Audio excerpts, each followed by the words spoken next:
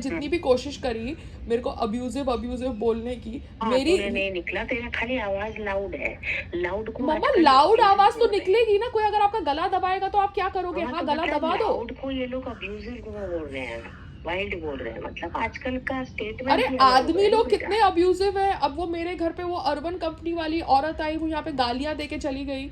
उसका वीडियो मैंने डाला ना ग्रुप में, वो गाली दे के मुझे चली गई जब मैं मसाज करा रही थी। बट स्टाफ मतलब या को टेरेस पे साफ करने वाला कौन था मुझे पता नहीं, उसने खोला या किसी और ने खोला, बट वो औरत आई मेरे घर पे और गाली दे के चली गई। तो उसको गाली दे कहना कहते हैं, ठीक है। मैंने जो रियलिटी शोज करा, उस रियलिटी शोज में जो सो कॉल्ड इरोटिका एक्ट्रेसेस थी और इन्फ्लुएंसर एक्ट्रेसेस थी और इन्फ्लुएंसर्स थी लाइक्स एंड व्यूज वाली, वो गालियां देती थी।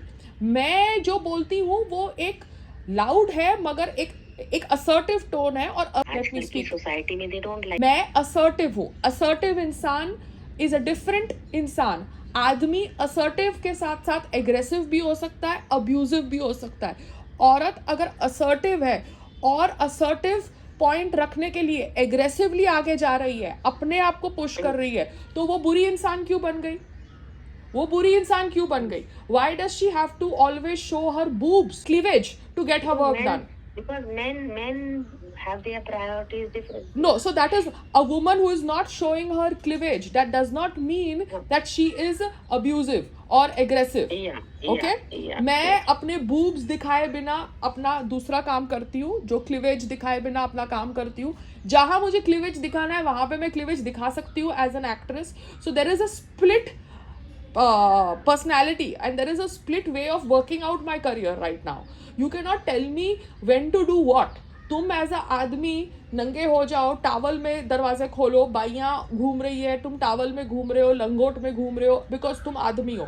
मैं एज अ औरत अगर अपनी क्लीवेज कोई फोटोशूट में दिखा रही हूँ तो मुझे राइट है दिखाने का, बट मैं क्लीवेज दिखा के काम नहीं करवाती।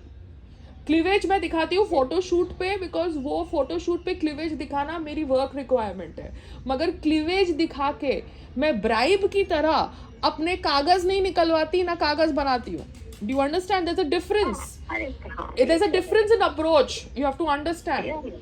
Men are not understanding that. तो जो औरत क्लीवेज दिखा के पॉलिटिक्स में या सल्ट्री तरीके से पॉलिटिक्स में या इरोटिका तरीके से अपना काम करा रही है, वो भी तो एक तरीके का ब्राइब है, ठीक है। अगर एक आदमी असर्टिव होके अपना काम बोल सकता है, वो वाला ब्राइब लेडी को भी सूट कर रहा है, आदमी को भी सूट कर रहा है, तो दैट इज रॉन्ग नो मम्मा। एक्ट्रेस को प्रोस्टिट्यूट का दर्जा दे देते हो बिकॉज वो एक्ट्रेस कैमरा के सामने स्किन शो कर रही है या कोई इंटीमेट सीन्स कर रही है। आप वो एक्ट्रेस को प्रोस्टिट्यूट बोल देते हो, आप वो एक्ट्रेस को लेबल कर देते हो।